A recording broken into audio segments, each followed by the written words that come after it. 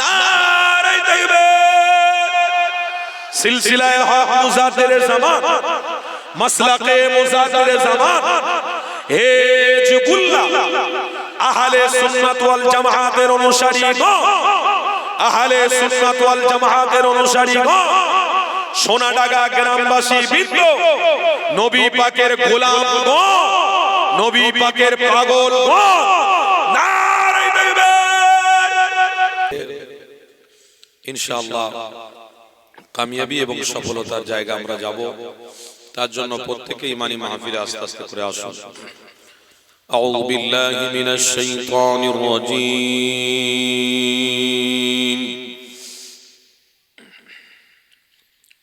বিসমিল্লাহির রহমানির রহিম।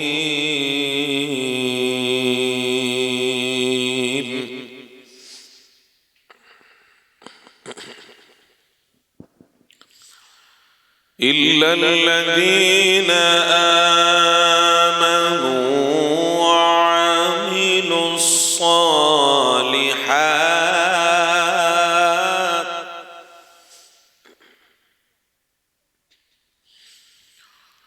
وعملوا الصالحات فلهم أجر غير ممنون.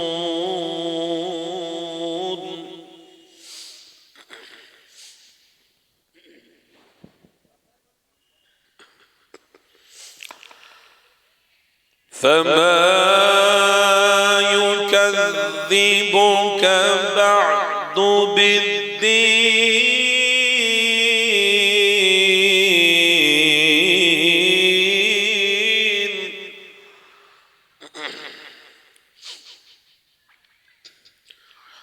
فما يكذبك بعد بالدين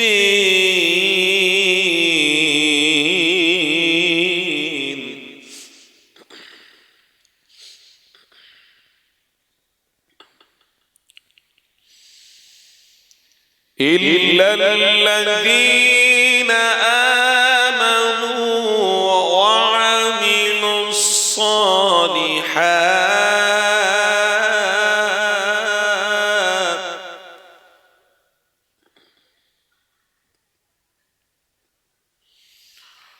وعملوا الصالحات فلهم أجر غير ممنون.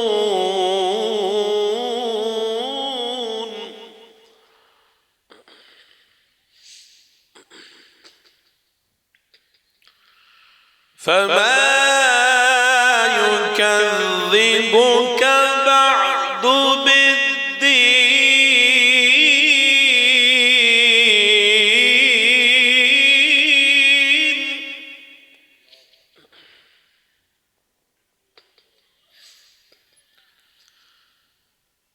أليس الله بأحكم الحاكمين.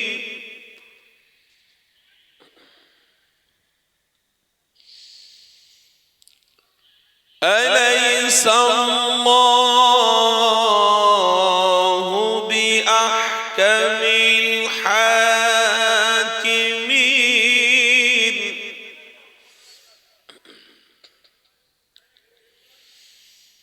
أليس الله بأحكم الحاكمين.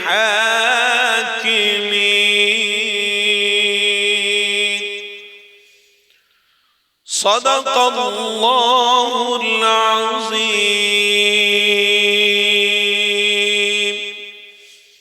درود شريف اللهم صل على জোরে জোরে পড়েন মাশাআল্লাহ সবাই যতজন আছেন জোরে জোরে পড়েন ওয়া আলা আলিহি মাওলানা মুহাম্মদ درود شريف اللهم صل على سيدنا مولانا محمد وعلى آله سیدنا. ہم نے آنکھوں سے دیکھا نہیں ہے مگر ان کی تصویر سینے میں موجود ہے. جس نے لا کر کلام الہی دیا او محمد مدینے میں موجود گئے. اللہم صلی علی سیدنا. ماشاءاللہ ماشاءاللہ.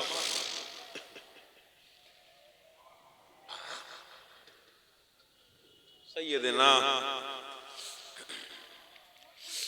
پھول کھلتے ہیں پڑ پڑ کہ صلی علی. پھول کھلتے ہیں پڑ پڑ کہ صلی علی. چوم کر کہہ رہی ہے اے باغ زبان ایسے خوشبو چمن کے گلوں میں کہاں جو نبی کے پسینے میں موجود ہے. بولو نا سبحان اللہ. تو جان کھلے بولو نا سبحان اللہ. نعرہ تکبیر. جو نبی کے پسینے میں موجود ہے. اللہم صلی علی سیدنا وعلی آلہ سیدنا مولانا. ہم نے مانا کہ جنت بہت ہے حسین.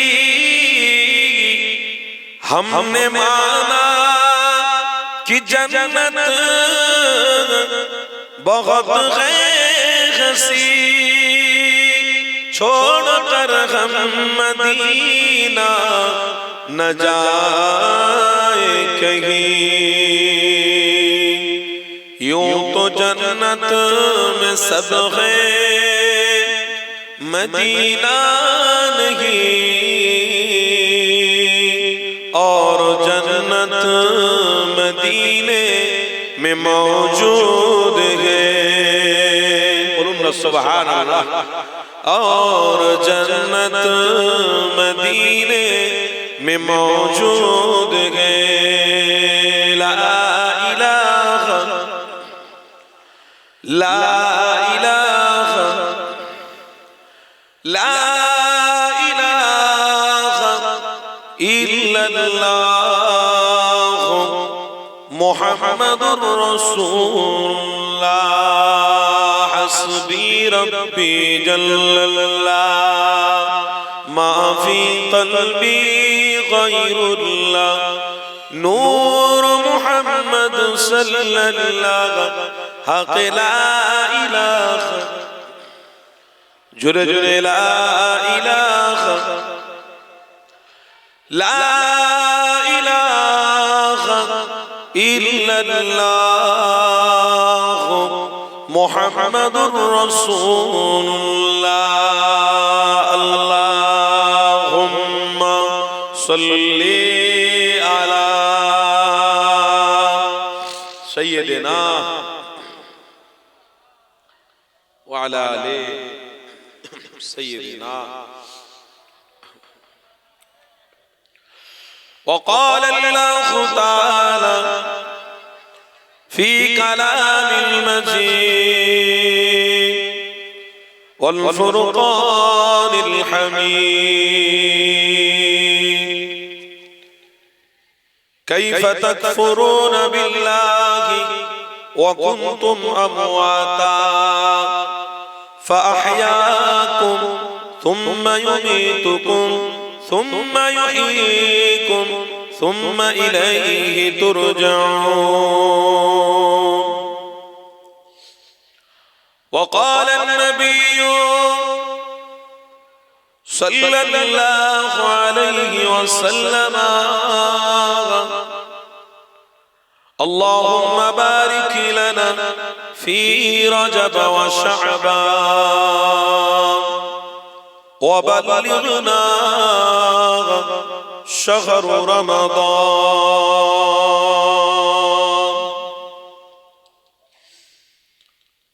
صدق الله العظيم আজকের এই সোনামুখী গ্রামের এই সোনাডাঙ্গা গ্রামের ঐতিহ্যবাহী মাহফিলের নির্বাচিত নির্ধারিত যোগ্য সভাপতি সাহেব, সহসভাপতি সহ অল কমিটি বৃন্দ এবং দেগার সম্মানিত ওলামা হযরত, ইমাম সাহেব হুজুর, ওলামায়ে হক আহলে সুন্নাত ওয়াল জামায়াতের অনুসারী, মুহাজ্জিন সাহেব, হাজী সাহেব, এই সোনাডাঙ্গা গ্রামের জ্ঞানী গুণী বুদ্ধিজীবী শিক্ষিত মানুষ যারা আজকের গ্রামে বাস করছেন, প্রত্যেককে আহ্বান করা হচ্ছে যে আপনারা প্রত্যেকে হক পথ অবলম্বন করার জন্য আজকের এই ঐতিহ্যবাহী মাহফিলকে সাফল্যমণ্ডিত করুন। কেন এটি আমাদের জন্য একটা নাজাতের ওসিলা। পৃথিবীতে আমরা নানান রকমের কাজ করে থাকি, সমস্ত কাজের থেকে ওই কাজটা গুরুত্ব বেশি হয় যে কাজ আল্লাহ আমার হাবিবকে দিয়ে পৃথিবীতে পাঠিয়েছিলেন। আজকের এই সোনাডাঙ্গা গ্রামে সমস্ত কমিটি ভাই আমার, গ্রামবাসী মিলে এত সুন্দর মাহফিলে আয়োজন করেছেন, দেখে খুব আনন্দ লাগছে।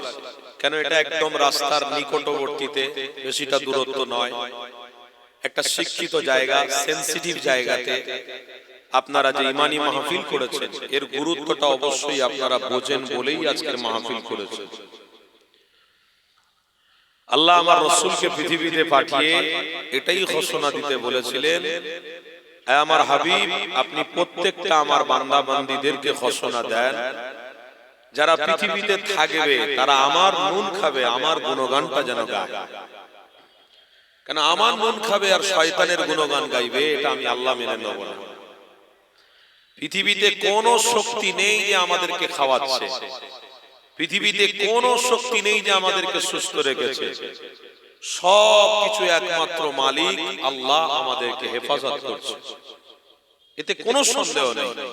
কি গো বাপ ভাইরা, কি বলছেন? সন্দেহ আছে?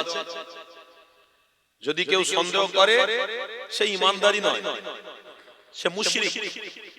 একদম ডাইরেক্ট বলছে, সে মুশরিক। আর যারা মুসলমান ঘরে জন্মগ্রহণ করেছে তারা যদি অস্বীকার করে তো তারাও মুশরিক হয়ে যাবে। মুসলমান ঘরে যদি জন্মগ্রহণ করে থাকে অবশ্যই তাদেরকে আজকের দিনে কেন, যতদিন বাঁচবে ততদিন আল্লাহর দাসত্ব এবং নবী পাকের দেখানো পথকে মজবুত করে ধরে যদি রাখে, আল্লাহ পাক কোরআনে বলেছেন, ইয়া আইয়ুহাল্লাযীনা আমানু তাকুল্লাহা হাক্কা তুকাতিহ ওয়া লা তামুতুন্না ইল্লা ওয়া আনতুম মুসলিমুন। তাদেরকে আমি আল্লাহ মুসলমানের ঈমানদারদের দফতরে রেখে তাদেরকে জান্নাতি বানিয়ে নেব।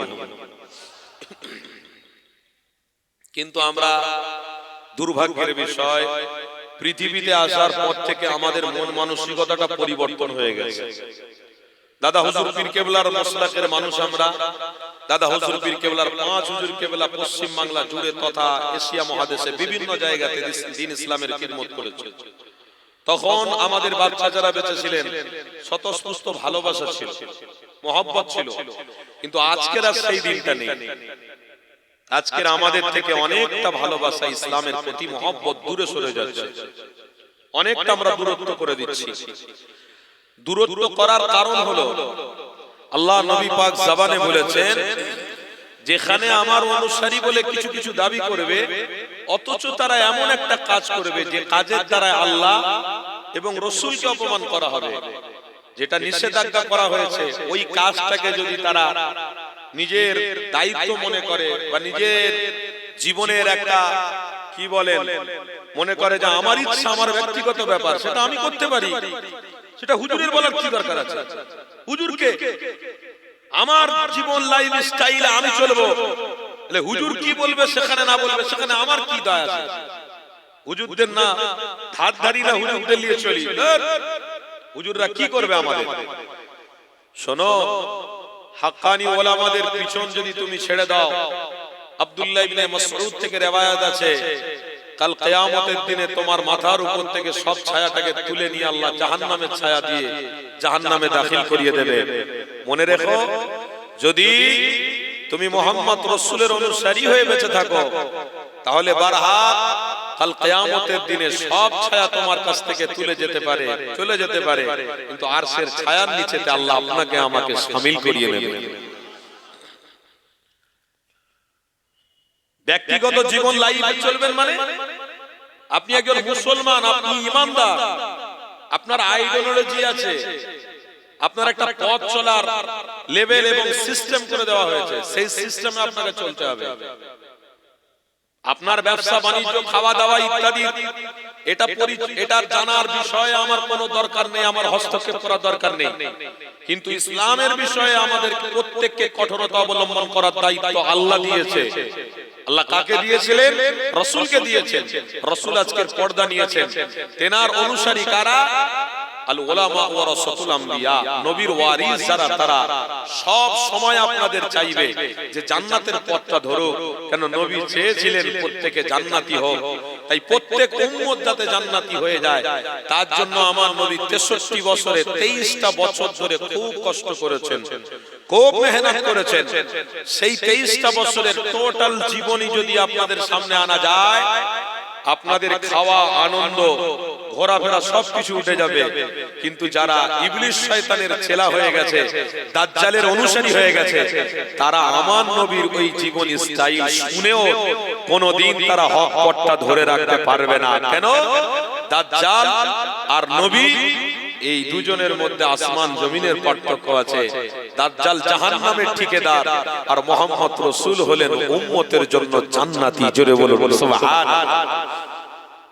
সেই জন্য এই ওলামা হাজরাতদের নেতৃত্ব এখনকার সময়তে আপনাদের মানতে হবে।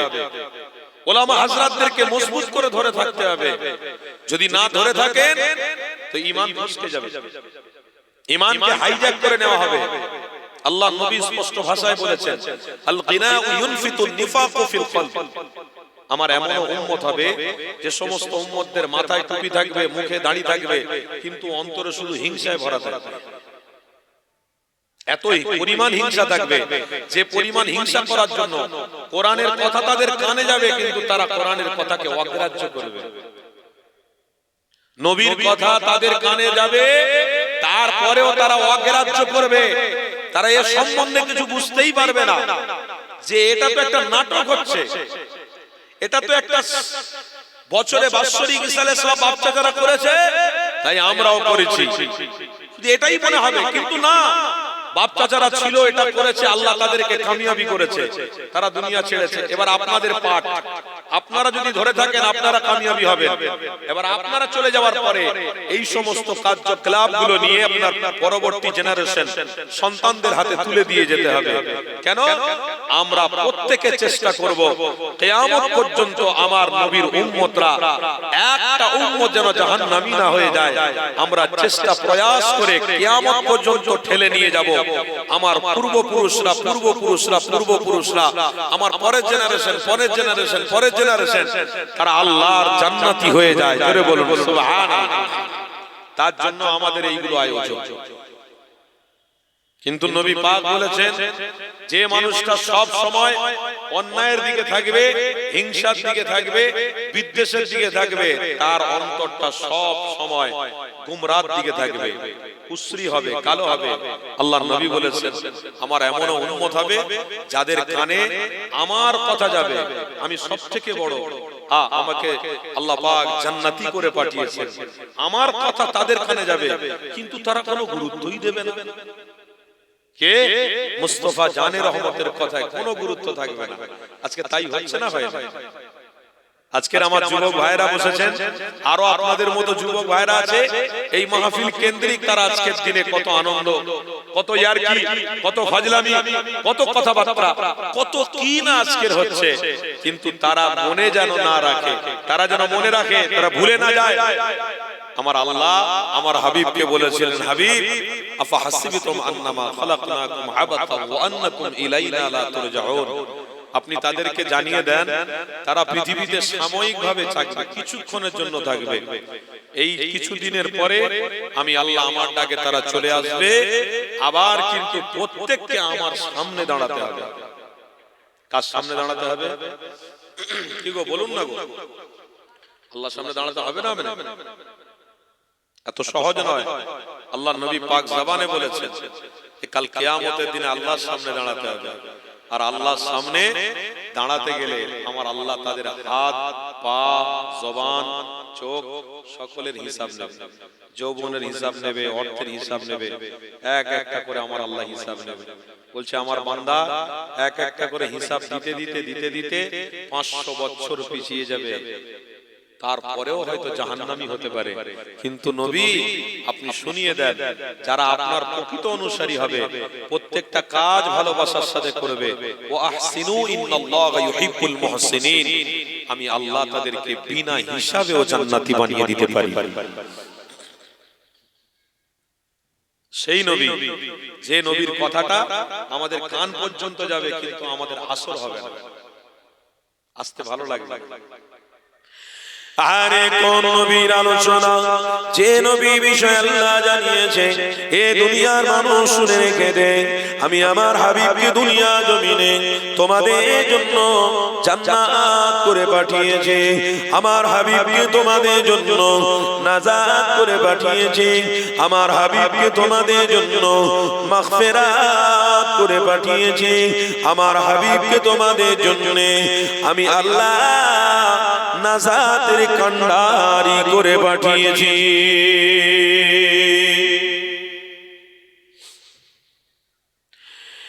এ যুবকেরা, সেই রাসূলুল্লাহর অনুসারী আমি আপনি, আজ আমরা নবী পাকের অনুসরণ করে থাকি, আল্লাহ নবীর উপরে দরুদ শরীফ পড়তে পারি, সেখানে আমার আল্লাহ আমাদেরকে সুযোগ দিয়েছে, কিন্তু তারপরেও যদি আমাদের স্বতঃস্ফূর্ত ভালোবাসা না থাকে, এ নবীর উম্মত উম্মতিরা, আল্লাহ আপনাদের মুক্তি দেবে না।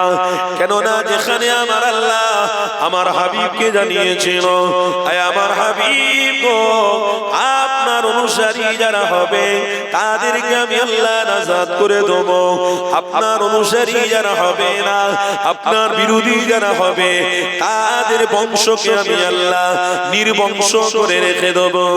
এ যুবকেরা, আমার রাসূলুল্লাহর বিষয়ে আল্লাহ এতটা সেনসিটিভ হয়েছিল, আমার রাসূলুল্লাহর বিষয়ে আল্লাহ এতটা গুরুত্ব দিয়েছে গো, কিন্তু নবীর প্রেমিকেরা আজ আমার নবীকে গুরুত্ব তোমরা দিতে পারোনি। মনে রেখে দিও, নবী ছাড়া জান্নাতে যাওয়া তোমার আমার জন্য বড় কঠিন হয়ে যাবে। এই নবী পাকের গোলামীরা আল্লাহ নবীর দেখানো পথ অনুসরণ করো। এ যুবকেরা, আমার আল্লাহ আমার হাবিবকে জানাতে লেগেছে, আমার হাবিব গো, আপনার বিরোধী যারা হবে তাদের বংশকে আমি আল্লাহ নির্বংশ বানিয়ে দেব।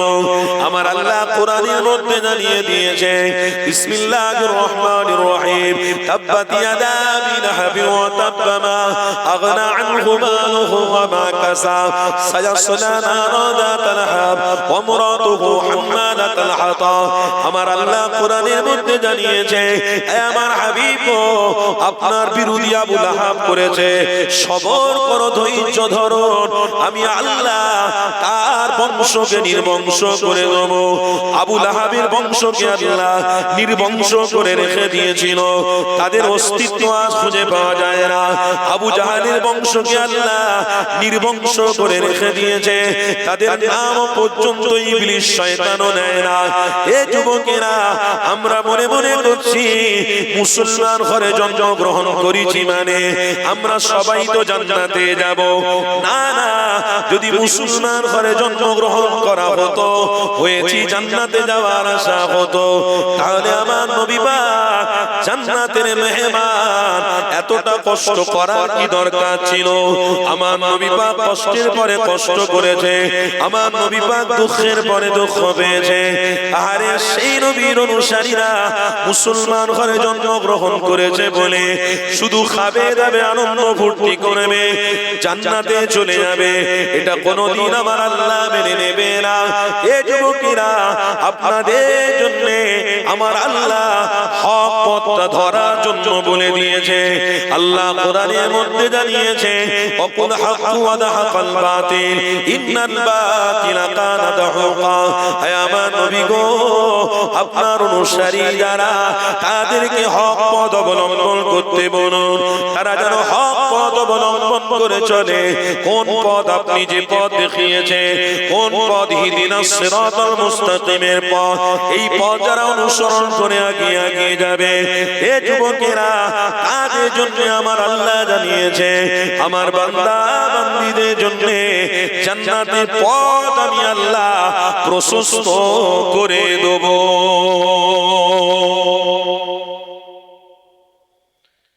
আজকে যে সোনাডাঙ্গা গ্রামে মাহফিল হচ্ছে, এটা জান্নাতে যাওয়ার মাহফিল না জাহান্নামে যাওয়ার মাহফিল? কথা বলুন না গো। জাহান্নামে? জান্নাতে যাওয়ার ইচ্ছা আছে না? সবার আছে। তাহলে সবাই যদি থাকে, আজকের এই মাহফিলটাকে আমরা মিসইউজ করছি কেন? মিস করছি কেন? আল্লাহ তো বলেছে, তুই আমার খাবি, আমার নুন খাবি, আমার গুণগান গাইবি। মিস হচ্ছে কেন? এই মিস করাটা কত বড় বোকামো কাজ বলুন।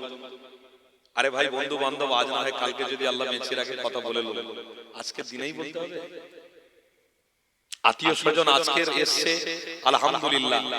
এই জলসা কেন্দ্রিক তাদেরকে আমরা দাওয়াত করেছি, তারা এসেছে।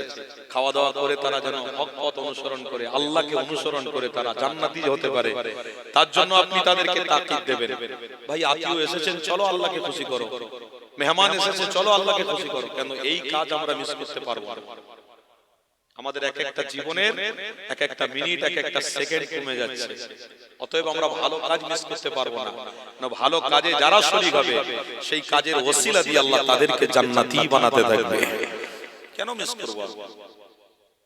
আত্মীয়র বাড়িতে গিয়ে আমি কালকে গোশত খেয়ে চলে আসবো।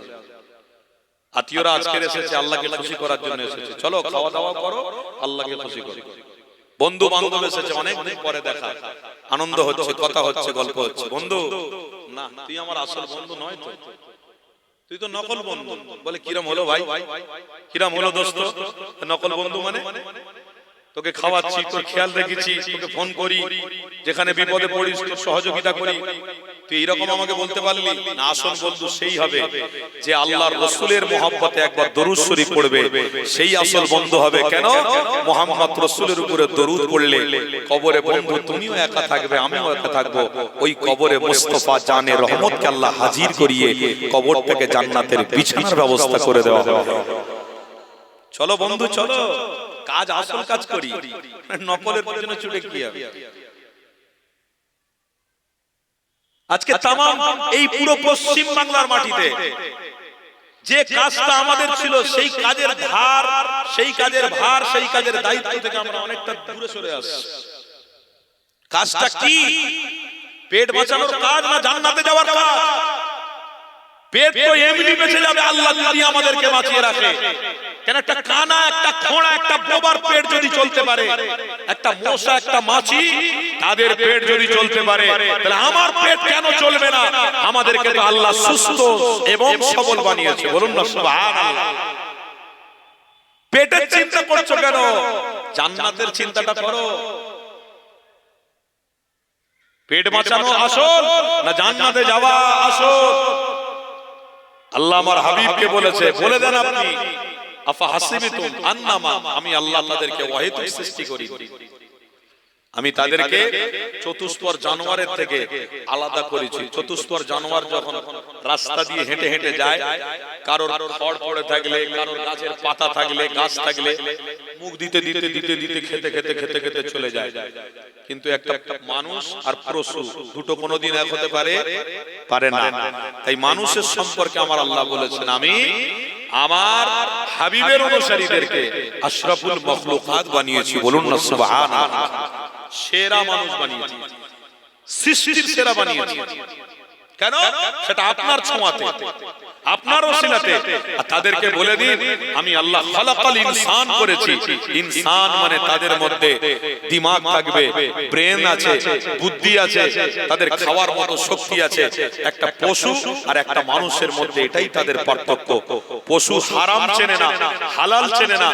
একটা মানুষ কিন্তু হারাম চিনবে, হালাল চিনবে, জিনা করবে না, ব্যভিচারী করবে না, মানুষে মানুষে মারামারি করবে না, বিবাদ করবে না, ঝগড়াঝাটি করে দূরত্ব বজায় রাখবে না। মানুষ এমন মানুষ যে মানুষের জ্ঞান থাকা অবস্থাতে সেই জ্ঞান নিয়ে তারা এক মানুষ আরেক মানুষের প্রতি সহানুভূতি দেখাবে, ভ্রাতৃত্ব বজায় রাখবে, ভালোবাসা বিস্তার করবে। এক মানুষ আরেক মানুষকে, সে হিন্দু হোক, সে খ্রিস্টান হোক, সে ইহুদি হোক, তাদের সঙ্গে হুসনে সুলুক, ভালো ব্যবহার করবে। একটা নারী যখন রাস্তা দিয়ে যাবে, একটা জ্ঞানী মানুষ, ইমানদার মানুষ সেই নারীটাকে মনে করবে এটা আমার বোন যাচ্ছে, এটা আমার মা যাচ্ছে। যখন এই রকম মনোভাব তাদের মধ্যে থাকবে, হে আমার হাবিব, অবশ্যই আমি আল্লাহ তাদেরকে আপনার অনুসারী বানিয়ে শামিল করিয়ে জান্নাতি দাখিল করাতে থাকব। আজকে তো আমরা পশুদের থেকে বালুহুম আদল, পশুদের থেকে আস্তে আস্তে করে হিংস্রর মতন হয়ে যাওয়া পরিকল্পনা চলছে। কেন? মানুষ একটা এইরকম কোনোদিন হতে পারে না। এই কিছুদিন আগে একটা ফাইল বেরিয়েছে। কি ফাইল? Steam file. শুনেছেন কি শোনেন? স্টিম ফাইল বলে কিছু জানেন আপনারা? যুবক ভাইরা জানেন? মোবাইলে গুগলে একটু সার্চ করুন, বেরিয়ে যাবে। স্টিম ফাইল বলে যে ফাইলটা বেরিয়েছে, সেখানে কি হতো জানেন? দ্বীপপুঞ্জ জায়গায়, সেই আমেরিকাতে ছোট্ট ছোট্ট নারীদেরকে নিয়ে এসে প্রভাবশালী মানুষরা তাদের সঙ্গে সহবাস করত, তাদের সঙ্গে জিনা করত। শুধু জিনা করত না, তাদের গোশতটাকে টুকরো টুকরো করে খেয়ে কাবাব করে তারা খেত। বলুন না নাউযুবিল্লাহ। তাহলে বলুন, একটা পশু আর একটা মানুষ কোথায় যাচ্ছে বলুন তো? আর আজকের হুজুররা হক কথা বললে, আহ্বান করলে, কই গো একটু মাহফিলে বসো, বলে হুজুর আপনার বলতে হবে না, আমি ঘরে বসে বসে শুনছি, আপনাকে বেশি জ্ঞান দিতে হবে না, আমি বাড়িতে বসে বসে সুবহানাল্লাহ পড়লেও হয়ে যাবে। ও ফতোয়া তো ভালোই শিখে গেছেন। কেন? মোবাইলে এখন বেশি ফতোয়া চলছে। কি গো, তাই তো নাকি গো? ফতোয়া তো ভালোই শিখে গেছে সবাই। কেন? বাড়িতে বসে রাস্তায় গিয়ে সুবহানাল্লাহ পড়তে পড়তে গেলে হবে না? হুজুরদের মাহফিলে লোক কমে গেছে, তো ওই জন্য হুজুররা যা ইচ্ছা তাই বলছে। ভাই, ব্যক্তিগত আঘাত দিতে আপনাদের কাছে আসেনি।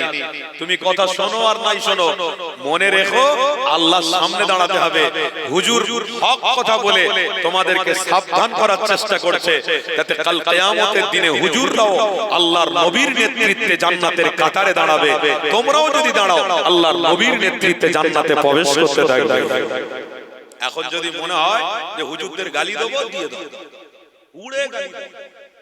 কিন্তু মনে রেখো, এই যে ফাইলটা বেরিয়েছে, স্টিম টাইম ফাইলটা, যে ফাইলটায় দেখা যাচ্ছে আমাদের প্রভাবশালী জানে, মানে আমেরিকা এত বড় একটা প্রভাবশালী দেশ, সেই দেশের একটা মস্ত বড় সমস্ত মানুষের ধারাবাহিত্ব যিনি নিয়েছেন, ডোনাল্ড ট্রাম্প। এই ডোনাল্ড ট্রাম্পের মতো ব্যক্তিত্ব, সেই প্রভাবশালী ব্যক্তিত্ব কিন্তু সেই জিনার শিকার। স্ক্রিন বলে যে ফাইলটা আছে, ওতেই প্রভাবশালী নামটাও এসছে, আর আমার ভারতের প্রভাবশালী নামটাও এসছে। ইনিও সেখানে যেতেন, চুপি চুপি জিনা হতো, ব্যভিচারী হতো। আমি ওদিকে যাচ্ছি না, আমি আপনাদেরকে জাস্ট এটাই বলতে চাচ্ছি যে আজ দেখুন মানুষ কেমন অমানুষের দিকে যাচ্ছে। এই মানুষকে হকের পথ ধরানোর জন্য, মানুষকে সভ্য সমাজের দিকে নিয়ে যাওয়ার জন্য আপনার আমার ইমান মুস্তাফা জানে রহমত দাঁতকে শহীদ করে জান্নাতের পথ দেখিয়ে দিয়ে চলে গেছে। আর যদি ওই পথ এখনো আপনারা না ধরেন, তাহলে প্রকাশ্যে আপনার মাকে কেউ টানাটানি করবে, আপনার বোনকে কেউ টানাটানি করবে, তখন আপনার মুখে কুলুপ লেগে বসে থাকতে হবে। কি করছো, ওটা কি হলো, বেশি কথা বলছো। এটাকে বলা হয় অসভ্য সমাজ। এটাকে বলা হয় অসভ্য সমাজ। এই অসভ্য সমাজ সে বড় বড় প্রভাবশালী হোক আর গরিব হোক আর মধ্যবিত্ত হোক, সবাই কিন্তু এটাই চায়। অসভ্য সমাজের টার্গেট কারা? অসভ্য সমাজের টার্গেট, মূল উদ্দেশ্যই তারা আছে যারা ইহুদি খ্রিস্টান।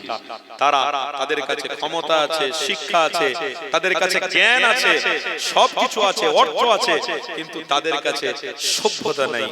আমেরিকার বুকে তাই এখনো পর্যন্ত নারীরা এত সুন্দর দেখতে, রাস্তায় হেঁটে হেঁটে যায়, এক বিঘত কাপড় পরে যায়, তাদের দেহতে একটা ভালো কাপড় জোটে না। যে কাপড়টা পরা আল্লাহর নবী বলেছেন শরীয়তে হারাম। আল হায়া ও সুহবাতুল ঈমান। তোমাদের ঈমান যদি থাকে, তোমরা কোনোদিন তোমাদের নারীদেরকে হায়া এবং লজ্জার স্থানটাকে না ঢেকে কোনোদিন বাইরে বের করতে পারবে না। কেন? আল্লাহর নবী জানিয়ে গেছেন, সভ্য সমাজ যারা বিশ্বাসী, মুহাম্মদ রাসূল যারা বিশ্বাসী, তাদের দেহতে ওই রকম কাপড় থাকবে যে কাপড় দ্বারা ফরজ আদায় হবে, আমার আল্লাহ তাদেরকে কবুল করতে থাকবে। আজকে সেই পরিস্থিতির জায়গাতে আমরা দাঁড়িয়ে মাহফিল করছি, সেই পরিস্থিতির জায়গায় দাঁড়িয়ে আমাদেরকে মাহফিল করতে হচ্ছে। তবুও তো 10, 20টা, 20টা যা হোক আপনারা এসেছে, আর কিছুদিন অপেক্ষা করুন, এসবও থাকবে না,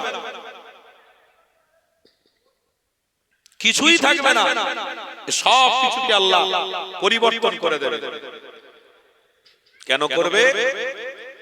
আল্লাহর নবীর ওই ভবিষ্যৎবাণীটা আজ মিলে যাচ্ছে। আল্লাহ নবী দোনো জাহানের সুলতানি গোলামিনা, এ নবী পাকের দিওয়ানারা, শোনো আমার রাসূলুল্লাহর ভবিষ্যৎবাণীটা শোনো। আমার নবী পাক জানাতে লেগেছে, হে আমার সাহাবারা শুনে রেখে দিও, ইন্না মিন আশরাতিস সাআ আইয়ারফাউ ইলমু ওয়া ইয়াসবুতাল জাহলু ওয়া ইউশরাবাল খামরু ওয়া ইয়াসরারাজ জিনা।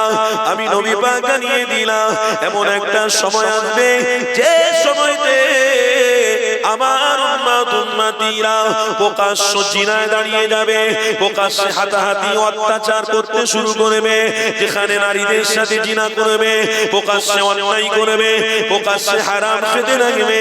আমি রাসূলুল্লাহ জানিয়ে দিলাম, তারা আল্লাহ এবং রাসূলের অনুসারীর মধ্যে শামিল হবে না, তাদের নাম ঈমানদারের দফতর থেকে আল্লাহ কেটে দেবে।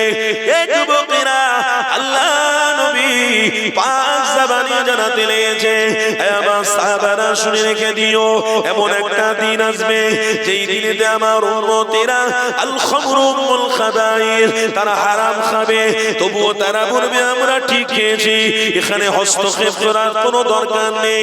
এ যুবকেরা, আল্লাহ নবী ভবিষ্যৎবাণী একটু মিলিয়ে দেখেন, আজ তো সত্য হতে লেগেছে। আল্লাহ নবী জানিয়েছে, আমার সাহাবারা শুনে রেখে দিও, সেই দিনটা হয়তো করিব আছে, যে দিনেতে মানুষ মানুষকে হত্যা করবে, যেই দিনেতে নারীদের সাথে বেয়াদবি করা হবে, ছোট ছোট নারীদেরকে হত্যা করে দিয়ে তাদের গোশতগুলোকে কাবাব বানিয়ে খাওয়া হবে। ওই দিনটাতে মানুষের মানুষত্ব থাকবে না, তাদের ব্রেন থাকবে, তাদের শরীর থাকবে, পশু থেকে তারা কোনোদিন কমতি হবে না। পশু যে অত্যাচার অন্যায় করে, তার মুখটাকে ছেড়ে দিলে, রাস্তায় ছেড়ে দিলে যে অন্যায় অত্যাচার পশু করে, ওই রকম অন্যায়, ওই রকম অত্যাচার আমার উম্মতীদের মধ্য থেকে একদল উম্মতি করতে থাকবে। আল্লাহ নবী তাই বলে দিলেন, কেন তারা ওই রকম রাস্তায় যাবে, কেন তারা ওই রকম করতে থাকবে, কেন তাদের শিক্ষা থাকবে, তাদের বিবেক থাকবে, কিন্তু রাসূলুল্লাহ জানাতে লেগেছে, তাদের কাছ থেকে এলেম নামক ওই নিয়ামতটা আল্লাহ তুলে নেবে। এলেমটা কি শুনে রেখে দিও, এলেমের দিওয়ানারা ইলমটা হলো আল্লাহ এবং রাসূলুল্লাহকে চেনা। যেমন সোনাডাঙ্গা গ্রামে এই মাহফিল হচ্ছে, এখানে ইলমের আলোচনা হচ্ছে। ইলমটাকে ইলম হলো আল্লাহ, ইলম হলো মুহাম্মদ রাসূলুল্লাহ। এই ইলমকে আপনি চিনতে পেরেছেন, তাই সোনাডাঙ্গা গ্রামের মানুষেরা, বুদ্ধিজীবীরা, শিক্ষিত সমাজেরা আস্তে আস্তে করে ইলমের মাহফিলে বসে পড়েছে। ইলমটা যারা আল্লাহ এবং তার রাসূলকে চিনে ফেলবে, ইলমকে চেনার সাথে সাথে আল্লাহ তাদের মাথার উপরে রহমতের ছায়া নসিব করে দেবে। যারা ইলমকে চিনবে, ইলমের আলোচনায় শরীক হবে, তাদেরকে আমার আল্লাহ নাজাতের জন্য কবুল করে নেবে। এ যুবকেরা, আল্লাহ নবী পাক জবানে জানিয়ে দিলেন, আমার উম্মতের মধ্য থেকে আমার আল্লাহ ইলমটাকে আস্তে আস্তে করে তুলে নেবে। এই যুবকেরা, আজকের সমাজে আমাদের মধ্যে শিক্ষা রয়েছে, আমাদের মধ্যে অর্থ রয়েছে, আমাদের মধ্যে অনেক কিছু আল্লাহ দিয়েছে, কিন্তু একটা জিনিস থেকে অনেকটা আমরা দুর্বল হতে লেগেছি। সেটা কি? সেটা হলো ইলম। ইলমটাকে যদি না চিনতে পারি, আমরা কামিয়াবি হব না। আজ আমরা যদি ইলমকে চিনি, তাহলে মসজিদে ইমামতির পিছনে মুক্তাদিরা নামাজ পড়তে থাকবে, মুসল্লিরা নামাজের মধ্যে যাবে, কেন? তার ভিতরে ইলম রয়েছে। যখন কবরস্থানের পাশ দিয়ে, কোন মাইয়াতের পাশ দিয়ে মুমিন মুত্তাকি হেঁটে হেঁটে চলে যাবে, সেখানে কবরবাসীদেরকে সালাম তারা দিতে থাকবে, আসসালামু আলাইকুম ইয়া আহলাল কবর। এটাকে বলা হয় ইলম। এই ইলম আপনার আমার মধ্যে রাখার জন্য আল্লাহ নবী আমার কষ্ট করেছিল, আল্লাহ নবী আমার মেহনত করেছিল। এই নবী দিওয়ানারা, এই ইলমটা যাতে ভুলে না যান, তার জন্য আমাদেরকে ইসলামের উপরে থাকতে হবে, কঠোরতা অবলম্বন করতে হবে। যদি আমার আপনার মধ্যে কঠোরতা না থাকে, আল্লাহ আমাদের ইলমগুলোকে তুলে নেবে। এই যুবকেরা, তাই আমেরিকার বুকেতে আজ তাদের শিক্ষা ক্ষমতা আছে, কিন্তু তাদের মধ্যে ইলম নেই। ওই শিক্ষা দিয়ে তারা কাজ করতে পারবে না।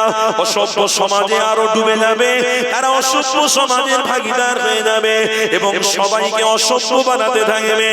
এই যুবকেরা, আল্লাহ নবীর দিওয়ানারা, আমরা কোনদিন অসভ্য সমাজ বিশ্বাসী নয়, আমরা নবীর গোলাম।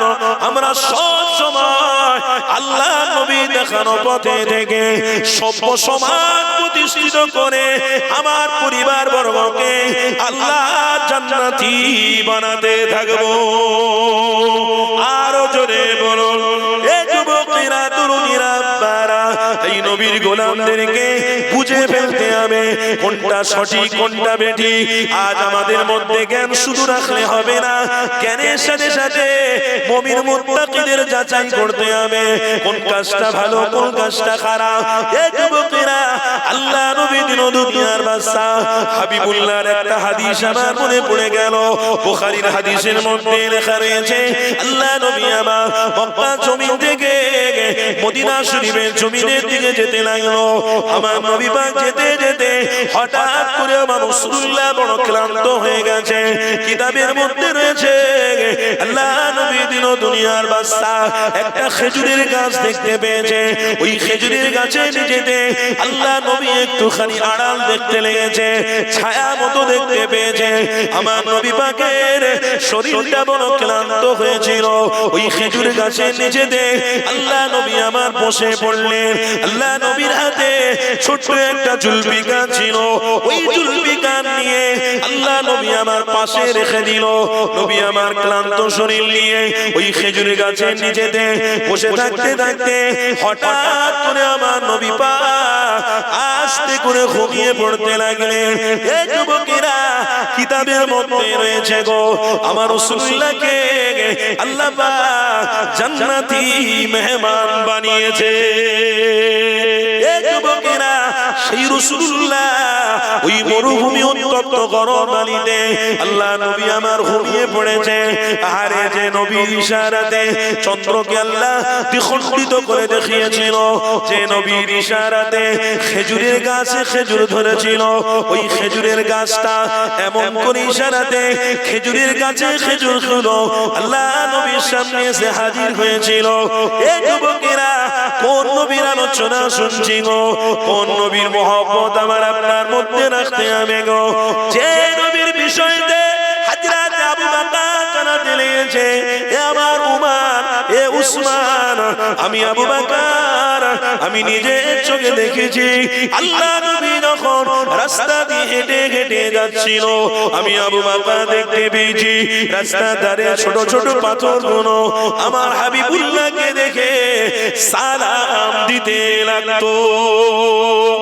আরো জোরে বলো, এ যুবকেরা হযরত ওমর ফারুক জানাতে দিয়েছে, এ ভাই আবু বকর, আমি আমার হাবিবের পিছনে পিছনে যখন যেতাম আমি নিজের চোখে দেখেছি আল্লাহ নবী যখন রাস্তা দিয়ে হেঁটে হেঁটে যেত, ওই রাস্তার ধারে একটা খেজুরের গাছ ছিল, আমি নিজের চোখে দেখলাম ওই খেজুরের গাছের জবান খুলে দিল, ওই খেজুরের গাছটা আল্লাহ নবী সালাম দিতে লেগেছে। আমি ওমর দেখে অবাক হয়ে গেলাম, আরে কোন নবীর ঈমান, কোন নবীর মহব্বত আপনার আমার মধ্যে রয়েছে গো।